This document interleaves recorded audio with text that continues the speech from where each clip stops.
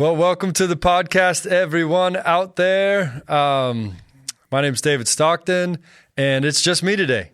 Well, it's not totally just me because, as always, we've got Dalton Davis chilling in the back seat. And we did get abandoned by our faithful Alec and Ryan.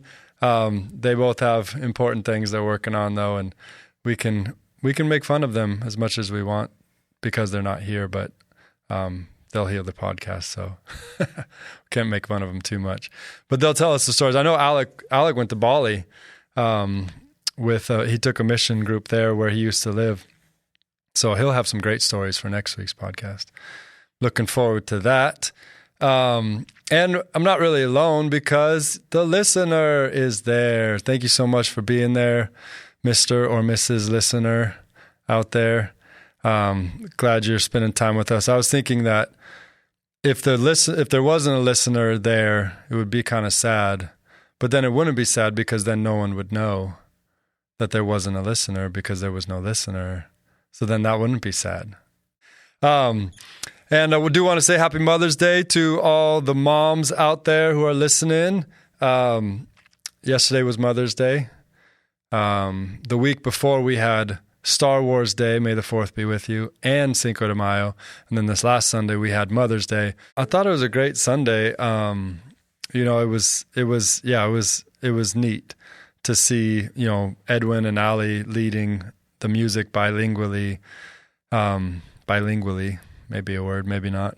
But it was, they just do such a great job of carrying all that is there, living streams Espanol, but even more so than that, just the Spirit of God. So that was great. And I did feel the need to get up and kind of encourage our church to lean in and embrace and receive the potentially stretching reality of what we're trying to do at Living Streams in not planting a separate church that is in Espanol and they're on the back corner of our property and we just say, hey, good on you, but actually trying to become Living Streams Ingles and Espanol at the same time.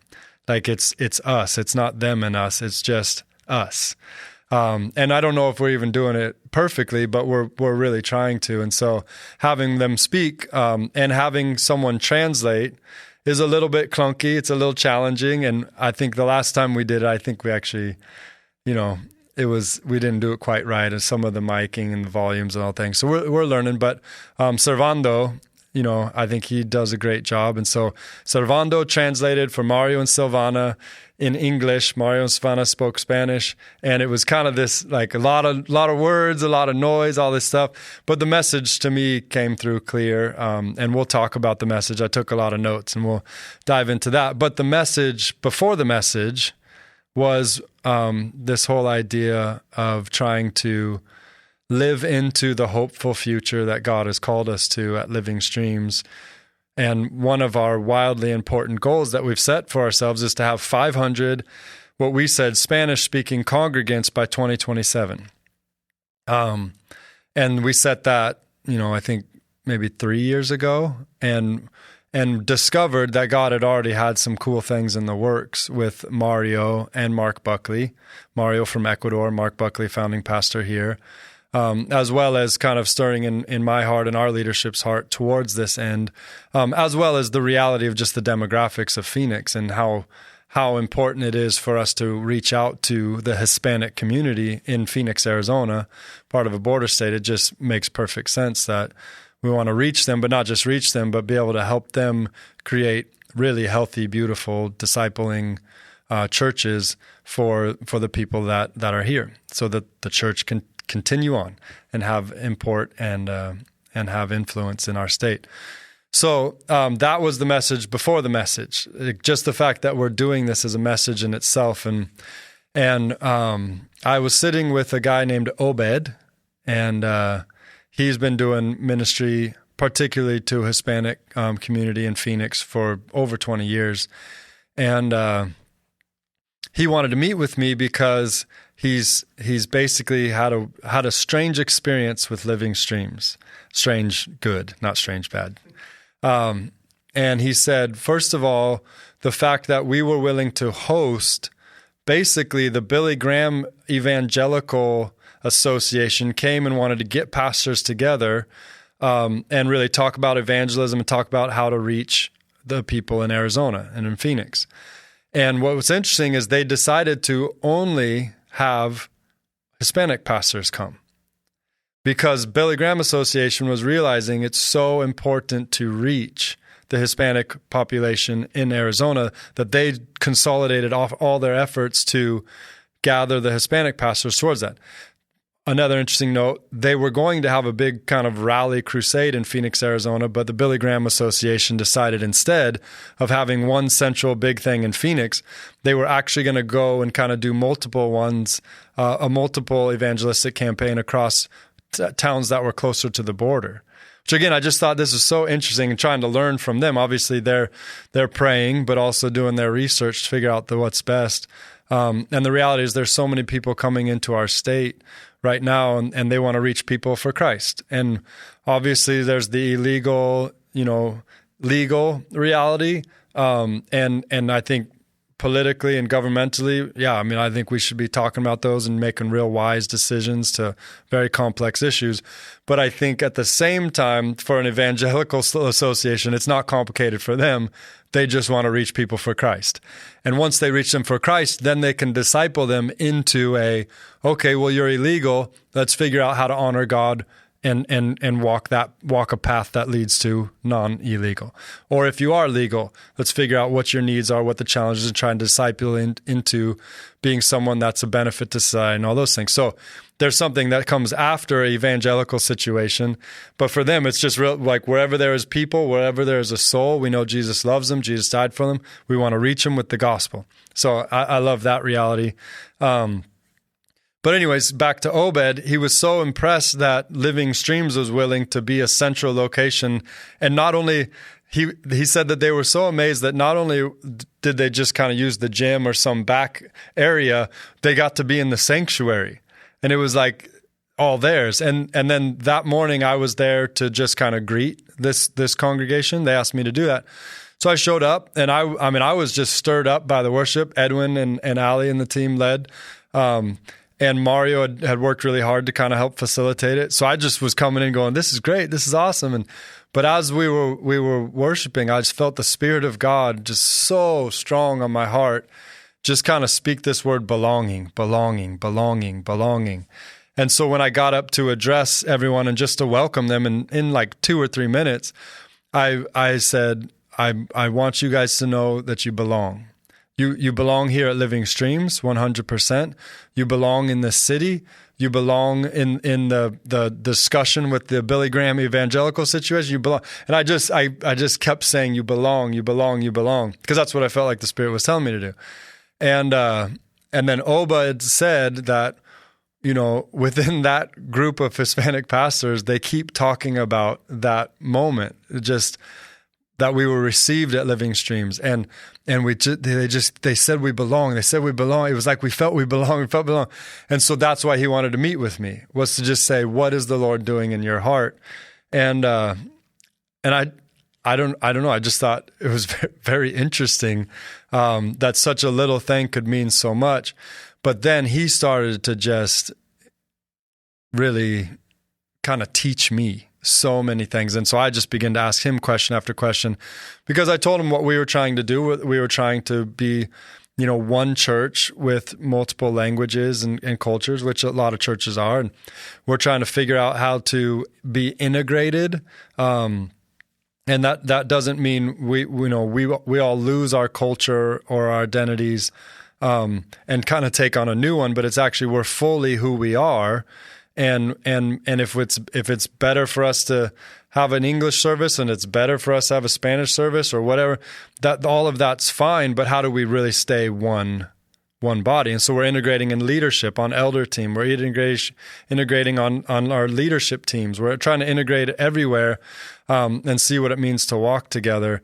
And he thought that was a great idea. And then he started to talk about the Spanish speaking reality. He said, according to him, having a church that is only Spanish speaking to him was something that was really kind of dying out or becoming a very narrow window in Phoenix in particular, because even if you reach a group in that, it's not going to last, because the next generation, they're bilingual. They speak English, and they're not looking for something that is just Spanish. Even if their heart language is Spanish, which is very important, they're still looking for a more bilingual thing, and that's what we're offering currently. Right now, Living Streams Espanol is in Spanish, but you can get a headset that will interpret into English, and most of the people in the congregation are bilingual. So Mario and his team has already told me they're realizing bilingual is the way to go. But then what Obed was saying is he even thought that was probably a shrinking window as well, because he says the generation after that, the one that he's really noticing and kind of they're coming into their own in our state, their heart language is English. So they're not looking for, they can relate in a bilingual congregation, but they're not looking for a bilingual congregation.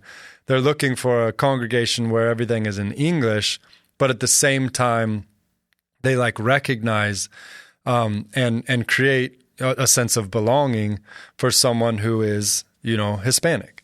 And I don't know. So it was very interesting for me. It got me thinking about a lot of things. We're going to be discussing that a bunch in our leadership dynamics of how to go forward and what's the best way that the Lord's leading us. But on Sunday, it was just another step kind of in this long story of what God is trying to do right here, Central and Glendale, in particularly for the Hispanic community. And I thought it was wonderful. I thought it was beautiful. I was so thankful. I'm so thankful for Mario and Silvana and all they bring and their sweetness. I talked about Mario. He's got such practical wisdom for Christian living. And then Silvana kind of brings in this prophetic voice, but also I just feel like she's so good at kind of ushering in the Spirit of God. And we've been able to see that on some of our prayer nights and all of that as well when we've worked together. But yeah, so that was the message before the message. That I feel like, people had to wrestle with. And I could just imagine some moms coming in. They're like, I finally got my whole family here to church. And what are they doing to me? Why is this craziness? But hopefully they got the message within the message.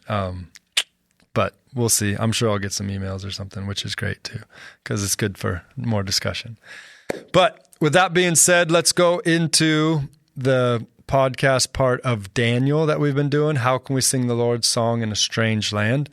Mario and Silvana, just to give a little recap, they talked about Daniel in the lion's den. Mario started out with the story of the lunatic railway that the British were building at the turn of the century, coming into the 1900s between Kenya and Nigeria. No, Kenya and Uganda. I think he said Uganda, which was cool. And how there were lions that killed over 100 people while they were building that railway, which is intense. So lions are not to be messed with. And in the story, Daniel chapter 6, Daniel is convicted, guilty of praying to another god besides King Darius, who was the Medo-Persian king who had taken over. He had made a law that no one was allowed to pray or worship anything else but him. Oh, these guys are pretty amazing for that week or for that season. And Daniel continued as he did 3 times a day. He bowed and he prayed to the God of Israel, Yahweh. And the people who were jealous of Daniel, they found him. They brought him to the king. And the king said, Daniel, what are you doing? And Daniel's like, look, I'm not going to bow to you. And the king's like, all right, well, I made a law and I can't go back on it. You have to be thrown in the lion's den. The king was upset because he liked Daniel. The jealous satraps, they were pumped. They thought this was awesome. They're getting rid of Daniel finally. So Mario, kind of flailing his arms and really getting into the story. It was so fun. He kind of told the story of King Darius saying, okay, Daniel, it's time for me to throw you in the lion's den. And it was probably some pit, maybe 10 feet down. And he was, ordered to push Daniel into the lion's den and be eaten by lions. But King Darius actually says, he kind of prays, which is funny. There's a law that he's not allowed to pray any other God. And he says, Daniel, may your God, whom you serve continually, save you from the lions. So it's almost like he prays a prayer of intercession for Daniel, breaking his own law. And then what Mario said is he shoved him into the pit. And Mario joked about Daniel being 85 years old at the time, so he didn't need lions. He just 10-foot drop will kill an 85-year-old guy. But Daniel didn't die from the drop, and the lions didn't actually eat him. And the next day, King Darius comes after not sleeping or eating and says, Daniel, was your God able to save you? And then the first thing that Daniel, or the king, hears is Daniel say, may the king live forever. My God has protected me, and because I've done no wrong to him, and I've done no wrong to you, king. And so they pull him up out of the pit. They actually throw the satraps and their families down into the pit, and it says the lions tore them apart before they even hit the ground. So it wasn't just that the lions weren't hungry. So that was basically the story, and they brought out some really awesome points. I love what Silvana said at the very beginning, that Daniel's eyes were always on the Lord, and the Lord's eyes were always on Daniel. I think that's an important thing to remember, is that God really is, he's looking at us. And that's something that's picked up from the in Genesis when it says that Noah found favor in the eyes of the Lord. And so what she said just really got me thinking about that, how wherever you're at right now, whatever situation you're in, you can know that when God looks at you, when God's put his eyes on you, the very first thing he feels towards you is love. No matter if you're doing the right thing or not, no matter if you acknowledge him or not, he does. When he sees you, his heart leaps with love. You have found favor in the eyes of the Lord. He has grace for you. Now, it might be that the next thing that God feels is sad or upset or angry with you because of some of the things you might do, but you can rest assured that every time God looks at you, he does look longingly and lovingly towards you, and just wants us to look back with him with those same love and longing. The second thing that they said, Mario brought out, was how explosive, this was Silvana as well, how explosive the combo was between Daniel being someone of great and deep understanding and education, plus someone who was really principled and relied and had a good fear of the Lord. And she basically said that the two of those together is so explosive. It's so powerful. And I started to think, if you think about a lot of the main discoveries within the scientific world, it was people who had a Christian worldview. And that Christian worldview compelled them to study and develop in really, really neat ways. And so I think, again, the whole idea of science or understanding is in opposition to Christianity. It's false. And the more we deepen in any discipline within society, the more we learn, the more we'll grow, the more we'll actually understand who God is and what he's at work, because he's the creator of everything. So I thought that was a good point she brought out. This whole idea of Darius. Darius is a very interesting, deep study in the book of Daniel, because you've got Babylon, King Babylon, as Nebuchadnezzar, and then Belshazzar. And then you go on to the Medo-Persian Empire, and there's Darius and Cyrus. And Cyrus is a guy that shows up in the book of Esther.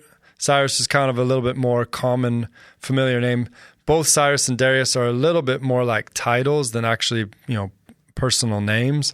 But Darius definitely is whatever in the book of Daniel, he's the king of the Medo-Persian Empire who's taken over the kingship of the Babylonian area.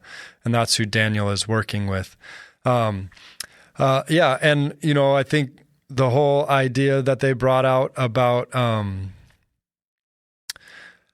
bowing, I thought was interesting. Mario made a big deal about kneeling, and how it's so hard for the modern man to kneel, he said. And I thought that was probably a really, really profound point, speaking about our dignity, our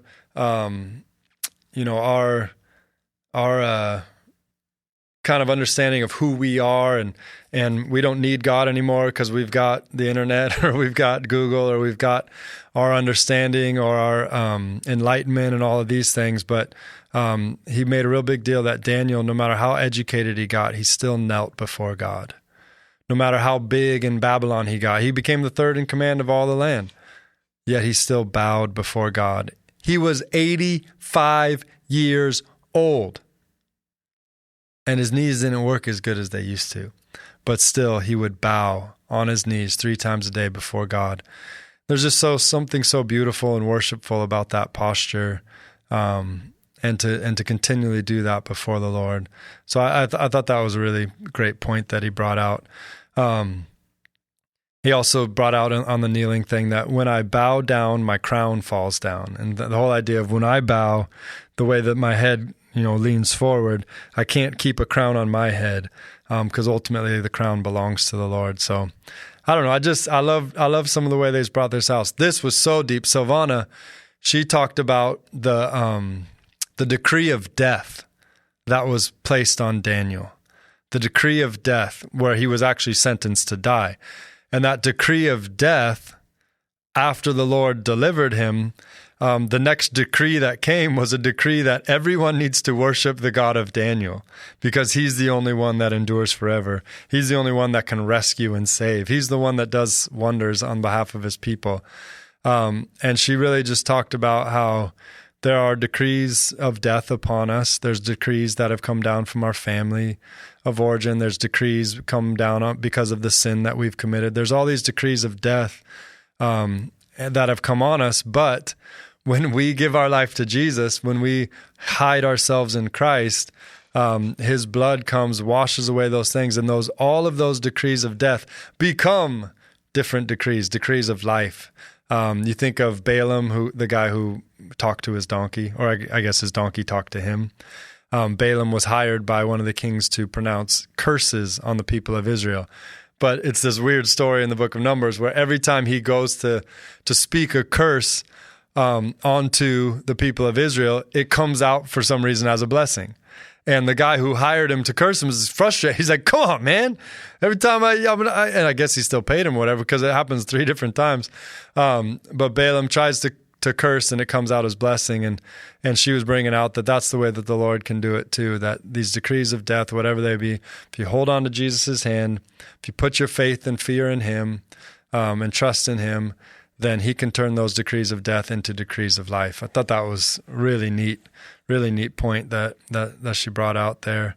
And I was trying to think about in my own life some of those decrees. I know a friend of mine talked about how, his dad really went through a lot of abuse, and every once in a while his dad would kind of like be frustrated, or he would act real strong or ugly towards his sons, and he was always confused at what that was. But then later what he realized was there was this decree of abuse. There was kind of this thing passed down in his family, and his dad had been fighting that to make sure that his sons never had to experience it. And he had this really cool appreciation for his dad after that. And I don't know exactly all those things. I mean, my dad did take his life, and so that's something I've thought about, where that's something that I have to overcome. It's something that I haven't faced, depression and those type of things in my life up to this point. But at the same time, I just have to make sure that, I'm aware that that's something that potentially could be passed down if I'm not paying attention to it. And I need to not just fight that in my own strength, but fight that with the strength of the Lord, the word of the Lord, that he gives. And so far so good in there, still alive and kicking. But there are these things that come down to us. There are these things that people speak over us, and we have to hold on to the Lord to sometimes see the reversal of those things. But that is something that God wants to do, and he's done it throughout history, and he's still doing it today. Another thing that they brought out, I thought that was really, really neat, was the whole idea of their experience, where they have left Ecuador, and they've planted themselves in America. They have planted themselves in Arizona. They have planted themselves in Phoenix. They have planted themselves in living streams. And so they said they really can relate to the whole idea of how do we sing the Lord's song in a strange land, because it's all been strange for them. For a year and a half, they've been living in a strange land with their two sons. And there's been really hard times. I mean, they're still at a point where they're all, legal and in status and all those things, but they haven't yet gotten to their final visa. They're under a religious workers visa that we just had to go through a renewal process, and they have to go through enough of those renewal processes to get 6 years of continuous living here before then they can actually get, their green card situation. And so it's this whole process that they're trying to navigate. And every time there's a renewal, it's like, are we going to get kicked out? Or are we going to have to go? Or what are we going to have to do? And the Lord makes a way. The Lord makes a way. So they have that working for them, let alone, trying to figure out, language different. I mean, in Ecuador, it's mostly Spanish. And here it's mostly English. Figuring out schools, figuring out all those things, and even their kids adapting to American culture through the school system, whereas they're trying to figure out how to adapt to it, kind of in an adult way. I mean, there's just so many different dynamics, but ultimately, I love their heart as they say, it doesn't matter. We just want to sing the Lord's song.